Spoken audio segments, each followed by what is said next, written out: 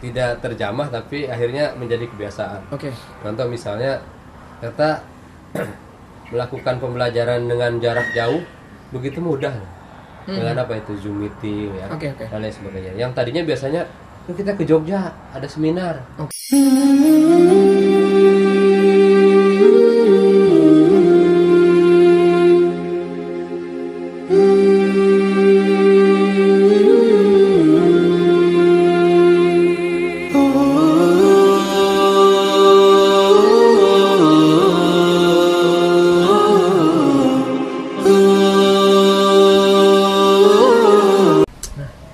Ilmu banget kan teman-teman. Nah ini Pak, terkait siswa juga Pak, saya cukup menarik di sekolah peradaban ini bahwa nggak ada tes ketika masuk. Ya kan sekolah itu harusnya inklusif. Gimana maksudnya Pak? Jadi siapapun yang mau masuk ke sekolah harusnya diterima. Latar belakang apapun? Ya kan sekolah tugasnya menerima calon siswa Oke. untuk dibimbing. Kalau bahasa saya mah, jadi mengumpulkan orang-orang supaya pintar, bukan mengumpulkan orang-orang pintar. Oh. Jadi sekolah itu mengumpulkan orang nih supaya apa? Supaya pintar. Bukan mengumpulkan orang-orang pintar. Orang-orang pintar dikumpulkan nanti jadi pintar banget ya. Iya, maksudnya nggak ada pemerataan gitu maksudnya Pak? Ya ini makanya sekolah umum tuh ya contohnya peradaban. Jadi jenis apapun yang harus diterima kalau sanggup ya. Iya kalau sanggup. Artinya gini, di peradaban juga beberapa anak ditolak karena kita tidak sanggup. Maksudnya berat banget dan kita tidak mampu. Tapi secara umum prinsipnya semua anak harus diterima. Bahkan pernah salah satu murid di sini juga beda agama juga ada Pak ya? Ya. Karena ada Hindu. Padahal di sini sekolah Islam juga basicnya. Iya, dan disampaikan ke orang tuanya. Soal Hindu, Kristen. Oke. Itu ada. Kenapa Pak sampai menerima gitu Pak? Karena ada kebutuhan di orang tua tersebut dan anaknya untuk apa ya? Banyak aktivitas di luar lah, tidak di ruangan gitu. Wah, sekarang tuh ada yang menarik tuh kayak Hani. Saya punya tulisan tapi belum dipublikasi. Asik. Apa bedanya sih sekolah dengan lapas? Menarik loh itu. Oh iya benar. Saya mau kan suka nulis nih, dikirim ke media ya. Media, oke. Gitu. Buat tambahan ini jajan gitu. Siap. Akhirnya satu kondisi saya mempelajari. Dulu kan penjara. Oke. Nah. Sekarang kan bukan penjara ya, Iya, lapas. lapas. Lembaga pemasyarakatan. Itu menarik tuh. Makanya saya dulu apa bedanya sekolah dengan lapas itu? Lapas itu kalau pagi kegiatannya olahraga. Oh iya benar ya. Iya. Siraman rohani. Gitu. Pemulihan lah bahasanya. Iya. Waktu musimnya bagus suruh bertani. Ada keterampilan gitu maksudnya. Iya, jadi saya sekarang mulai khawatir. Jangan-jangan lebih baik lapas. Lebih baik bukan lebih baik di lapas ya. Astagfirullahaladzim. Maksudnya bukan lebih baik di lapas.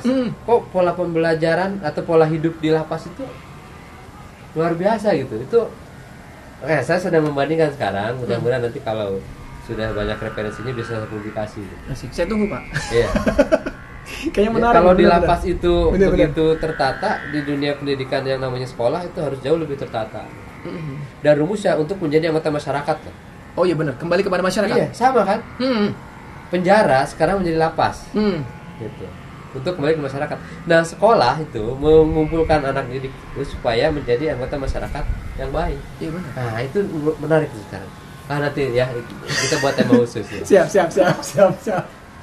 Nih, teman kalian, makin berisi banget ya bahasanya nih ya. Jadi memang kembalinya memang pendidikan tujuannya memang kembalinya kepada masyarakat. Kepada masyarakat. Dan satu Pak, tujuan pendidikan padahal kan berkembangnya potensi peserta didik gitu kan. Yeah.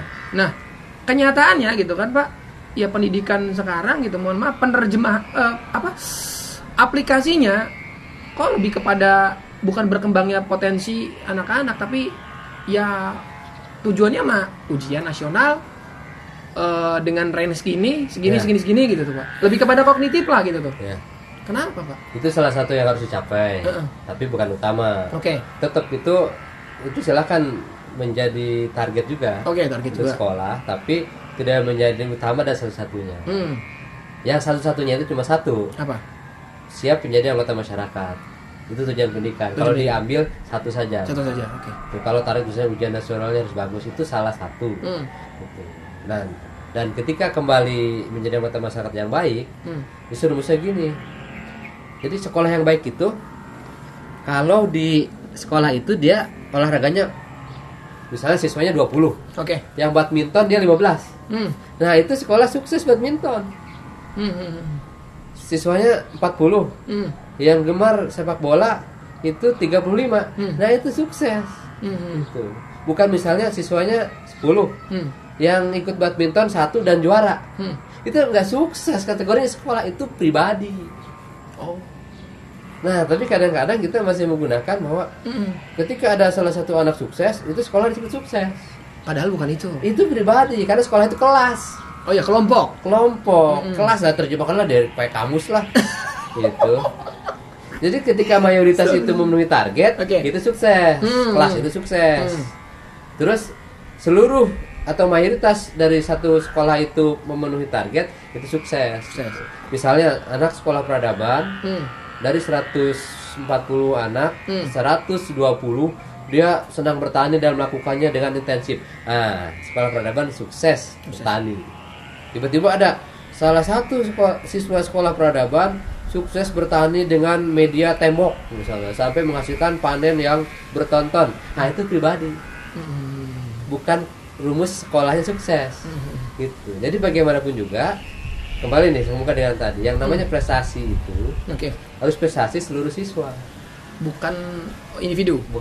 Makanya ranknya itu rank pribadi. Jadi peringkat 1 si A apa, peringkat 1 si B apa. Jadi semua anak punya peringkat, punya kecerdasan yang berbeda-beda, punya prestasi yang berbeda-beda. Dan kalau mengkaji di undang-undang sistem pendidikan nasional, menurut saya rumusnya itu. Iya, berkembangnya potensi ya. Sehingga kalau ada pertanyaan di peradaban ada peringkat kelas nggak? Nggak ada. Kenapa Pak? Lah, tidak ada anjuran untuk peringkat kelas. Karena yang harus dididik adalah setiap anak. Semua punya kesamaan. Iya, terus lalu kalau misalnya anaknya 20, peringkat 1, 2, 3. Nah terus anak ke-4 sampai ke-20-nya dia apa? Nah itu berarti gagal dong sekolah. Jadi jangan sampai tadi itu yang namanya kesuksesan itu harus dari mayoritas. Jangan dibalik. Kalau ada yang satu sukses gitu. Makanya ketika ada ikut lomba gitu ya, terus anak menang, dapat piala. Itu pialanya harus bawa ke rumah. Kalau di sekolah peradaban, mewakili sekolah peradaban. Juara 1, 2, atau 3 yang dapat piala aja itu. Kan dapat piala. Kadang-kadang dapat uang pembinaan tuh. Itu pialanya harus bawa ke rumah. Karena itu sukses pribadi anak. Walaupun ada bimbingan sekolah, tapi itu pribadi anak gitu. Kalau misalnya grup Pak, kelompok? Nah, kalau kelompok boleh, pialanya itu ada di sekolah. Gitu. Tapi tetap yang lomba itu anak. Kalau mau diduplikat. Jangan terbalik loh, yang aslinya di sekolah, yang duplikasinya dibawa anak. Jangan terbalik, yang asli dibawa anak, biar merasa bahwa dia, nah memang dia yang menang. Tapi kan mohon maaf, suka bagus sudah ada tuh diduplikat. Yang aslinya di sekolah, yang palsunya dibawa anak. Ada yang nggak di sini tuh, nggak di luar gitu. Mungkin di Kabupaten Cimbakwe, Ketek misalnya, sama gitu. Nah mestinya yang aslinya itu dibawa anak. Kenapa? Yang lomba anak, yang berprestasi anak. Iya. Kalaupun sekolah mau buat pajangan tuh, loh kok pajangan? Lah iya kan yang lomba anak, jadi pajangan itu mah. Bukan prestasi sekolahnya gitu. Nah itu duplikatnya. Karena tugas sekolah mau membimbing. Ketika anak sukses, jangan minta suksesnya ke kita. Nah itu sukses anak gitu. Menarik. Harus ikhlas. Nah ini nih pola pikir seperti ini nih ya. Yang memang mungkin itu kontroversial lagi. Nggak kontroversi. Enggak Pak, memang menarik Pak. Jadi menarik. Jadi ya, teman kalian, aduh makin panas aja nih ya perbincangannya. Nih Pak, sebenarnya di idealnya apalah pendidikan dasar ya, SD lah ya terutama ya. Kan karena Bapak kepala sekolah SD. Kecakapan apa yang harus dimiliki Pak? Cakapan hidup. Ketika lulus. Langsung dijawab. Ketika lulus kelas 6 gitu tuh. Kan ada jenjang ya, lanjutannya gitu. Jadi di pendidikan dasar itu sama menggunakan konsepnya dasar. Oke. Yang menjadi dasar untuk hidup itu apa sih? Nah, kalau di peradaban dulu ya, Iya. nanti baru ke umumnya. Di peradaban tuh misalnya itu, anak harus paham bagaimana kebutuhan minum. Itu dasar. Minum. Iya. Pendidikan dasar itu dimulai dari Sampai- minum. sampai gitu. Minum itu bukan minum teh anu gitu. Iya. Air mineral. Air mineral. Kebutuhan pokok, Oke. dasar. Oke. Pokok tuh dasar. Kenapa jatuhnya ke minum dulu, Pak? Nah, nanti bisa dicek ya kalau ada yakin. Oke. Jadi wali kelas itu harus memantau bagaimana anak Oh, iya. kebutuhan minum harinya. Oke. Dalam hari ketika belajar. Terus ketika aktivitas di luar juga. Satu, minum. Yang kedua, makan. Makan. Iya. Makan tuh. Kalau minum kan gampang sebenarnya. Tinggal glek gitu. Nah, yang makan. Nah, kadang-kadang mungkin termasuk anak Kaihan juga. Orang Indonesia ya. Iya. Makanan itu paling enak itu cuma dua biasanya. Nasi dengan Lauk. ayamnya misalnya. Sayuran itu tidak jadi kesukaan anak. Oh iya benar. Nah, makanya di peradaban setelah minum, kebutuhan makan pokok itu apa? Oke. Karbohidrat misalnya. Serat. Ya. Terus vitamin bisa gabung tuh Iya. di dalam satu barang yang Oke. namanya sayuran misalnya. Itu ya. Dan kebutuhan yang lainnya, omega dan tek-tek banyak segala macam itu harus diingatkan gitu. Sehingga di peradaban kadang-kadang saya ada operasi mendadak gitu. Misalnya pagi-pagi saya kabarkan, Cek. pagi ini seluruh anak makan bersama saya. Oke. Jadi semua anak kumpul.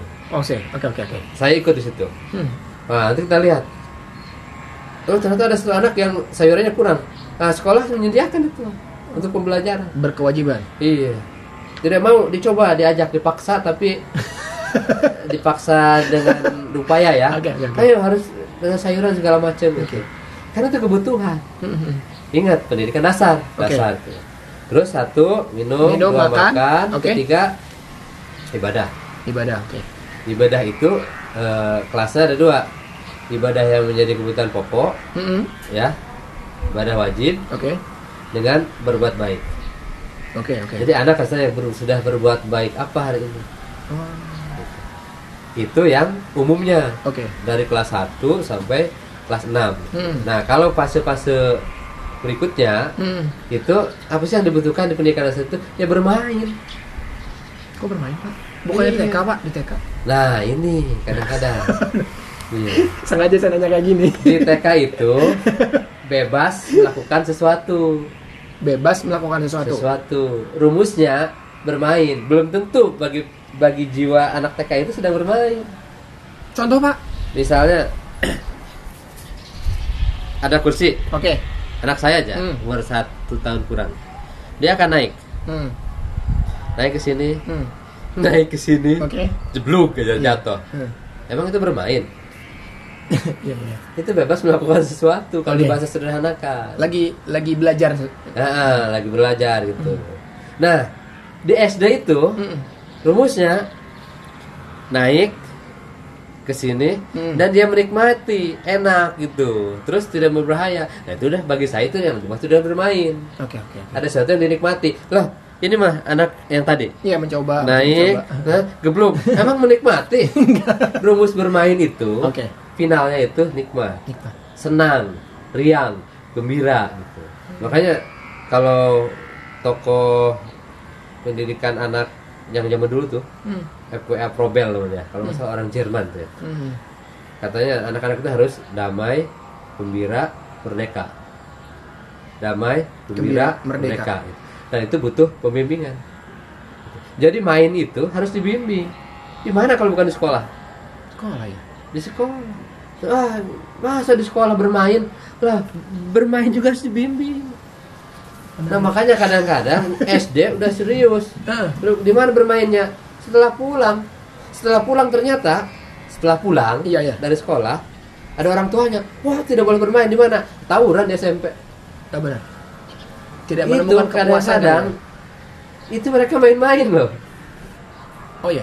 Dan serem main-main karena sampai ada yang tertusuk ya Allah. Gitu. Jadi mestinya mungkin ya Iya. cukupkan bermain itu sampai tingkat SD. Cukupkan bermain sampai tingkat SD. Oke. Setelah itu mulai serius. Kan jenjang pendidikan tuh masih banyak. Oh.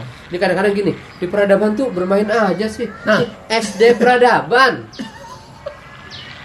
Nah itu harus jelas. Oke. Ulangi pertanyaannya. Kok di peradaban bermain aja? Iya, kok SD peradaban bermain aja, Pak? Bener kalau SD peradaban. Tapi kalau di SMP nih, di Serang ada SMP. Iya. Di Serang ada SMA. Oh, udah mulai serius. Ada karantina kok di sana. Oh gitu ya. Kelas akhir itu Iya. ada karantina. Jadi mulai dari aktivitas pagi, aktivitas malam, subuh, belajar untuk menyiapkan mau masuk ke jenjang selanjutnya ya, ke perkuliahan. Itu ada karantina. Jadi yang tepat itu di SD peradaban dan TK peradaban itu bermain aja sih. Bener. Bukan di peradaban bermain-main. Nah, enggak lah. Enggak lah. Disesuaikan. Itu general ya, masih general. Iya. Jadi kalau pertanyaan di SD peradaban bermain, bener emang SD mah tempat bermain. Bener itu mah bener. Aduh, saya mau Jangan ketawa nih. enggak juga, enggak gitu. Coba bener. Emang harus bermain. Dengan PD-nya ya, Pak. Iya. Yang kelima apa, Pak? Hah? Tadi kan masih makan, minum. Yang kelima, kalau yang umum, Heeh. nah itu mengacu pada apa yang ada di undang-undang. Oke. Itu apa itu? Belajar menyiapkan supaya masuk ke jenjang berikutnya itu udah siap, berarti apa? Ngacunya kepada kurikulum. Oh. Tema-tema yang diarahkan oleh katakanlah kementerian gitu. Kementerian Pendidikan Nasional. Sekarang Kementerian Pendidikan dan Kebudayaan lagi ya. Iya, balik lagi. Itu bilang pendidikan aja lah Iya. gitu. Takut gitu. Dulu Kemendikbud dan sebagainya. Nah, kalau hal seperti itu sudah dilakukan di sekolah pendidikan dasar, menurut saya kan bagus. Dan isinya itu harus dimodifikasi oleh sekolah gitu. Misalnya ya, mengenal tumbuh-tumbuhan. Itu sih kalimatnya mengenal sih. Bingung juga ya. Jadi sekolah yang lain juga nggak salah sih. Iya. Kalau guru Cuman kenal pagi-pagi ke pasar, beli sayuran, ya, ada kol, ada kangkung, ada Bayam. tomat, bayam gitu. Gua ke sekolah. Anak-anak, kita tema hari ini mengenal sayur-sayuran. Kenal doang. Harusnya jangan mengenal sih ya. Bertani Oh. dengan tanaman sayur-sayuran. Oh, itu nanti ada yang jawab. Tadi katanya luas wilayah Cilegon itu hanya 1,8. Iya, yang sekecil ini harus dimanfaatkan. Benar. Gitu. Atau kan bisa dengan hidroponik sekarang. Iya, sama apa? Vertical garden ya. Oh, itu apa lagi tuh? Yang di tembok-tembok itu, Pak. Oh iya, itu Iya. seperti emang kita harus begitu tah? Enggak harusnya sebenarnya, Pak. Saya kadang-kadang gini Kak Ihan nih, lucu Iya. nih ya. Tapi ini mah jangan dipublikasi ya. Kok jadi ini baru modifikasi, Pak? Suka lihat orang Iya. bertani hidroponik. Oke. Di mana coba? Di tengah lahan kosong. Astagfirullah. Lah, saya nggak usah hidroponik, lahan kosong aja diolah, ditanami gitu. Jadi mungkin maksudnya hidroponik itu ketika lahannya tidak Nggak ada ada. atau sedikit, biar banyak hasilnya dengan cara itu gitu. Bagus, tapi itu ya, makanya saya mengharapkan Cilegon ini yang kota kecil yang 1,8% luas dari luas wilayah Provinsi Banten ini, justru pertama manfaatkan dulu tanah kosongnya. Jangan ditembok, jangan bilang dulu, jangan di paving block lah. Terus gini, lapangan itu kan ada tujuannya loh. Iya. Misalnya sarana umum di sekolah itu yang dibutuhkan apa? Lapangan. Lapangan untuk apa aja sih? Upacara, Bermain. bermain. Bermain itu harus di tanah. Iya. Makanya ada satu pentas drama nih, almarhum Nanang Aradea ya, salah satu dosen di Untirta, itu sempat keliling ke beberapa negara. Judulnya itu Bicaralah Tanah, kalau nggak salah. Dalam banget nih. Iya, Bicaralah Tanah itu apalah gitu. Itu menceritakan tentang tanah. Gitu. Nah, selama ini kita sudah malah hanya 1,8% dari luas wilayah Banten, Di paving kecil, block lagi. ya, yang ada di paving block. Nah, jadi memang yang menjauhkan ke dunia pertanian siapa? Kita sendiri. Gitu. Dunia pendidikan juga ikut andil. Iya. Ay, kok ngeritik sih? Iya, jadi ayolah lahan kosongnya dibongkarin dulu lah. Iyalah, dong. Kok dibongkarin? Kan lahan kosong, Benar. bukan tembok bangunan, bukan. Sini Manfaatkan kita harus ya. manfaatkan. Yuk, manfaatkan teman Kak Ihan. Aduh, mulai Resapan nanam, air nanam. bertani, resapan air bertani. Dua itu aja dulu minimal. Dalam banget nih. Iya, Terakhir ya. nih, Pak. Ya. Terakhir mungkin Pak penutup, Pak. Kayaknya perlu ada sesi kedua kayaknya nih. Iya. Nih, seandainya Pak ya. Seandainya Iya. kalau Bapak jadi pejabat lah, Iya. entah itu dinas pendidikan atau menteri pendidikan misalnya. Oh, yang pendidikan ya. Ya, menteri pendidikan. Langkah apa yang Bapak lakukan? Mungkin nggak sih? Bisa aja, Pak. Ah, kalau bisa aja saya jawab ya. Takut nggak mungkin ya, jangan dijawab. Bisa sebut aja, gitu. Pak. Enggak. Iya. Kita kan hidup dalam keadaan yang memungkinkan, Pak. Ya. Sesuatu pasti mungkin, ya, Ya. ya kan? Amin. Nah, apa yang Bapak lakukan? Kalau jadi ketika menghadapi pandemi ini, kebijakan apa yang Bapak ingin gelontorkan? kalau jadi Ya, kadis ya. menjabat apalah, Kadis apalah. ya. Kalau dinas pendidikan ya, Ya, apa aja? ya jangan kebijakan dulu, Oh, undang dulu. undang dulu. Oke. Jadi harus banyak mengundang, harus banyak bertanya. Oke. Berarti kalau saya jadi di kepala dinas pendidikan, Oke. undang dulu minimal kepala sekolah, terus ada pertanyaan.